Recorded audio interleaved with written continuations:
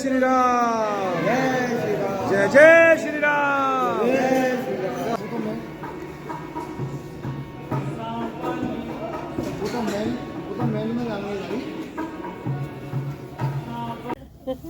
देखो, पहला धाम है हमारा जगन्नाथ धाम, दूसरा धाम है बद्रीनाथ धाम।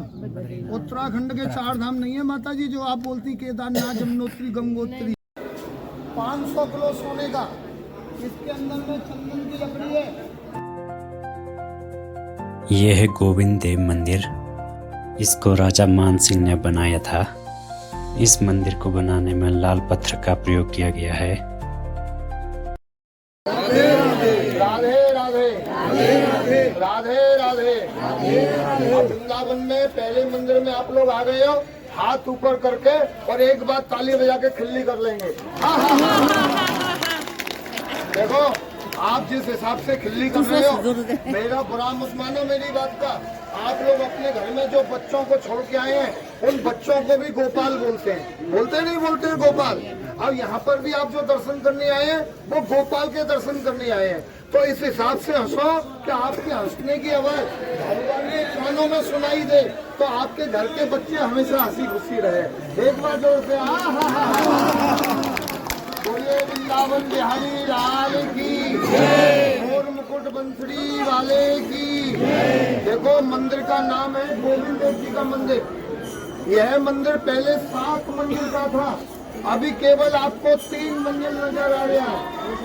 ये गोविंद देव जी का मंदिर, मंदिर का नाम है, थोड़ा ध्यान से सुनो बाबूजी, मुझे बोलने दो।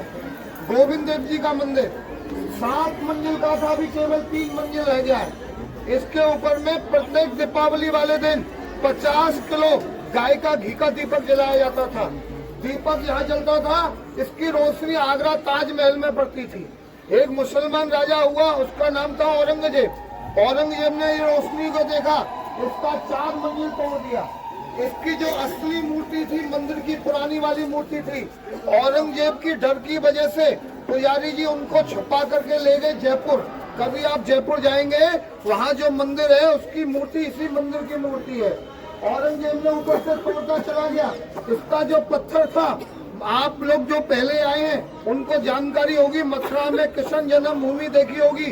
कृष्ण जन्मभूमि के पीछे में मस्जिद है, वो इसी मंदिर के पत्थर से मस्जिद बनाई औरंगजेब ने। यहाँ दीवारों में मूर्तियां थी, सबको खंडित करके गया औरंगजेब। बोलो गोविंद देव भगवान की, वृंदावन बिहारी लाल की। देखिए अपने चप्पल जूते ये भैया के पास में डालेंगे और ऊपर चलेंगे दर्शन करने।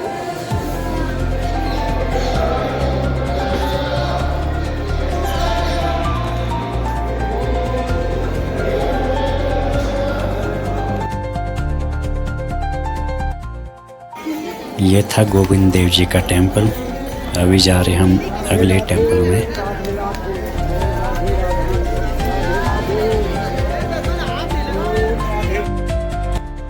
तो अभी आ गए हम रंगनाथ टेम्पल में। खम्बे का मंदिर, अगर रंगनाथ जी भूल जाते हैं तो सोने का खम्बा याद रखते हैं। ये 80 मन सोना, 3200 किलो सोना इस मंदिर में लगा हुआ है। उधर कलश देखिए, 5.25 किलो सोने का कलश है।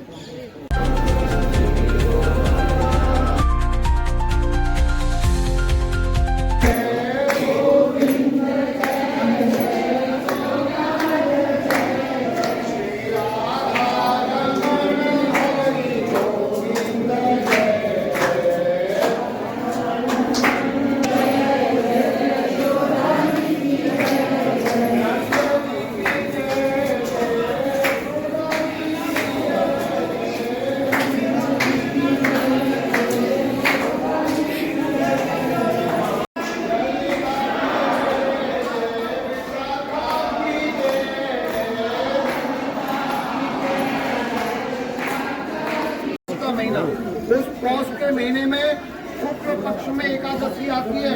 उस एकादशी का नाम है बैकुंठ एकादशी। बैकुंठ एकादशी वाले दिन ये दरवाजा खुलता है। जिनके आप दर्शन करके आए और मूर्तियों को पालकी में बिठाल करके इस दरवाजे में से निकालते हैं।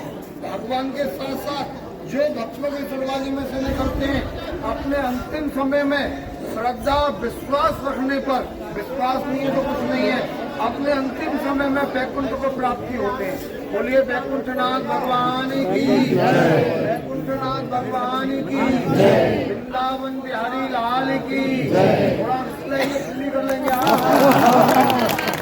अपने सारे लोग हैं कि कुछ कम रहेंगे। 500 किलो सोने का, इसके अंदर में चंदन की लकड़ी है, ऊपर में तांबे का कवर है, उसके ऊपर 500 किलो सोने का कवर चढ़ा हुआ है। ऊपर कलश देखो, ये सब छोटे छोटे कलश लगे हुए हैं। ये इसका नाम सोने का खम्भा नहीं है। सोने का खम्भा तो एक देहाती भाषा है। इसका नाम है गरुड़ आसन। सामने विष्णु भगवान का मंदिर है, विष्णु भगवान का वाहन है गरुड़ जी। ये गरुड़ जी का बैठने का आसन है। आगे वाला देखिए ये काला पड़ गया है, इस पर रोज सुबह 1.25 किलो दही और 1.25 किलो चावल छिड़क करके इस पर पूजा की जाती है। इसका नाम है इंद्रासन, उसका नाम है गरुड़ासन, इसका नाम है इंद्रासन। ये खम्भों को देखिए, पूरे मंदिर में 284 खम्भे लगे हुए हैं। हर खम्भे में 8-8 मूर्ति के दर्शन है, हर खम्भे में 8-8 मूर्ति का दर्शन है। सबकी पूजा नहीं हो सकती है, इतने पुजारी नहीं है, तो सभी देवताओं का राजा इंद्रदेव, ये इंद्रासन की रोज पूजा हो जाती है, तो सबकी पूजा हो जाती है। बोलिए रंगनाथ भगवान की, वृंदावन बिहारी लाल की। एक बार सिल्ली कर लेंगे सब लोग।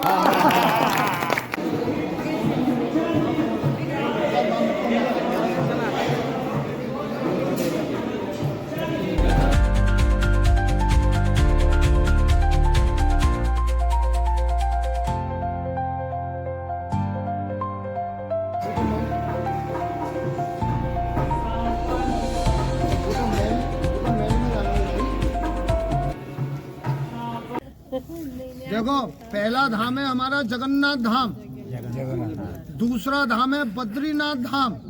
उत्तराखंड के 4 धाम नहीं है माता जी जो आप बोलती, केदारनाथ, यमुनोत्री, गंगोत्री। जगन्नाथ धाम, बद्रीनाथ धाम, तीसरा धाम द्वारका और चौथा धाम रामेश्वरम। ये 4 धाम की यात्रा लोग बाग भूल गए थे, दोबारा से आरंभ हुई। भगवान कृष्ण ने करी, भगवान कृष्ण ने करी यमुना जी में कालिया नाग को नाश करने। जब यहाँ कालिया नाग रहता था, भगवान ने यहाँ गेंद का खेल खेला, गेंद को फेंक दिया जमुना नदी में, तो जितने ग्वाल बाल थे सबने कृष्ण से कहा है कृष्ण हमारी गेंद ला करके दो।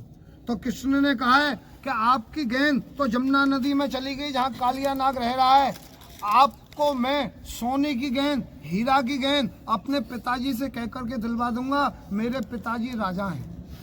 तो ग्वाल बाल सखा कहते हैं कृष्ण हम जानते हैं आपके पिताजी राजा हैं, लेकिन कृष्ण आप हमको भी तो पहचानिए, हम तो गरीब आदमी हैं। आप सोने की गेंद, हीरा की गेंद हमको दिलवा देंगे, हम घर में रखेंगे, घर में रात्रि को डकैत आएंगे, हमारी गर्दन काट देंगे और गेंद को लेकर के चले जाएंगे। हमें तो अपने कपड़े की गेंद ला करके दीजिए। कपड़े की गेंद लाने के लिए कन्हैया जी ने जमुना नदी में छलांग लगाई है, तो सारे सखाओं ने मैया यशोदा को बोला। यहाँ तक तो आपने देखा होगा, इसके बाद की लीला अब आप सुनिए। यशोदा मैया को जैसे ही बोला है कि तेरा बेटा कालीदह में कूद गया है, यशोदा मैया के हृदय पे वज्र पड़ गया।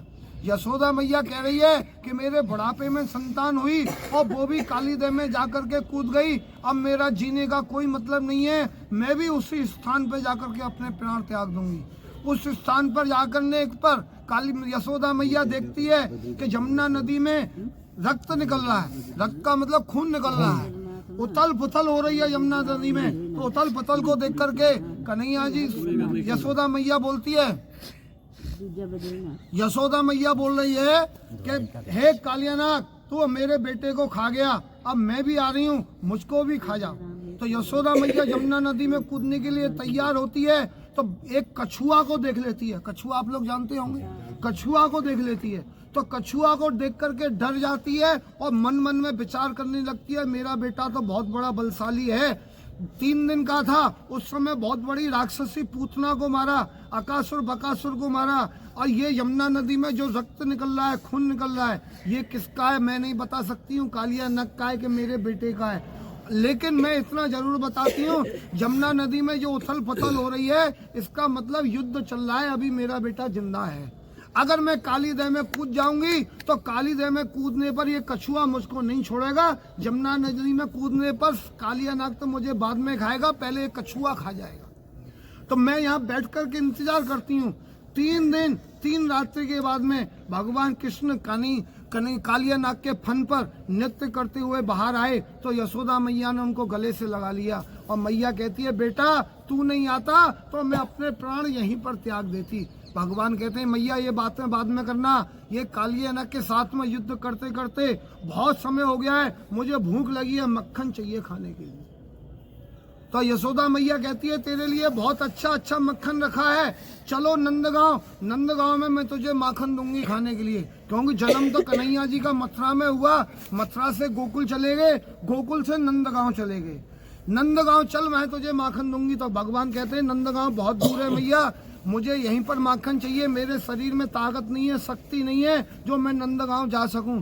तो मैया कहती है मक्खन के लिए 2 चीजों की आवश्यकता होती है, इस वृंदावन में एक भी चीज नहीं है, ना तो वृंदावन में दूध है, दूध नहीं होगा तो मक्खन नहीं होगा, और ना यहाँ पर रस्सी है चलाने वाली, दूध चलाने वाली, ना यहाँ पर रस्सी है, मैं तुझे माखन कहाँ से खाने के लिए दूं। तो भगवान कृष्ण कहते हैं मैया आप भूल कर रही हो, यहाँ दोनों चीजें हैं। जैसे आप यहाँ 3 दिन से बैठी हुई हैं, ऐसे मेरी गाय भी यहाँ पर बैठी हुई है, मैं जब तक बंसी नहीं बजाता हूँ तब तक मेरी गाय अपने बछड़ों को दूध नहीं पिलाते हैं। और दूसरी चीज तू क्या कह रही थी, रस्सी, तो रस्सी के लिए तो मैं बहुत दिन से विचार कर रहा था, हमारे घर की जो रस्सी है वो बड़ी टाइट है, मैया देख तेरे हाथों में निशान पड़ गए हैं, उसको चलाते चलाते मक्खन चलाते चलाते तेरे लिए मैं बहुत मुलायम रस्सी लेके आया हूँ, उस रस्सी से मक्खन चलाओ और मुझे खाने के लिए दो। मैया खुश हो गई, मैया कह रही है कहाँ है बेटा रस्सी, दिखा तो मुलायम रस्सी कौन सी है। कालिया नाग को मैया के सामने फेंक दिया, देख मैया ये रस्सी की तरह ही तो है और बड़ा मुलायम है, इससे मक्खन खाने के लिए दे। तो मैया कहती है बेटा तेरा तो खेलना है लेकिन मेरा काल है, मैं सांप को छूंगी, सांप मुझको डस लेगा, मैं मर जाऊंगी। भगवान कहते हैं मैया मरने के लिए तो तू 3 दिन पहले भी गई, लेकिन कछुआ को देख के डर गई, तुझको अपना प्यार प्यारा लगा, अपने बेटे का प्यारा प्यारा नहीं लगा। अगर जमुना नदी में कूद जाती तो ये कछुआ की क्या हिम्मत, कालिया नाग तुझको कुछ नहीं कर सकता था। मैं कालिया नाग को 3 मिनट में बाहर कर लेता, तेरे इंतजार में आज 3 दिन मुझको जमुना नदी में हो गए युद्ध करते करते कालिया नाग से। जब मैं तेरे हाथ का मक्खन नहीं खाऊंगा, अब मैं मक्खन खाने के लिए 4 धाम की स्थापना करूंगा। तो भगवान सबसे पहले गए जगन्नाथपुरी, वहां भी मक्खन नहीं मिला। अगर आप लोग गए हो तो वहां आपने देखा होगा, वहां भात का भोग लगता है, चावल का भोग लगता है। कहते हैं जगन्नाथ जी का भात और जगत पसारे हाथ। बद्रीनाथ आप लोग गए होंगे तो बद्रीनाथ में तुलसी का और चने की दाल का भोग लगता है। आप लोग द्वारका जाओगे तो द्वारका में लड्डू और मठरी का भोग लगता है। रामेश्वरम जाओगे, रामेश्वरम में पंचमेवा का भोग लगता है। यहाँ वृंदावन में मक्खन मिश्री का भोग लगता है। पहले आप लोगों के बुजुर्ग लोग आते थे, बसें नहीं थी, कार नहीं थी, ट्रेन नहीं थी, पैदल पैदल आते थे, अपने घर से गाय को लेकर के आते थे, गाय को यहीं पर दूते थे, दूध निकालते थे और उनको ब्रजवासियों को यहाँ गाय दे करके भगवान का मक्खन का भोग लगा करके चले जाते थे। आज लोग आते हैं पैसे को लेकर के आते हैं। रामचंद्र भगवान की जय श्री राम, जय जय श्री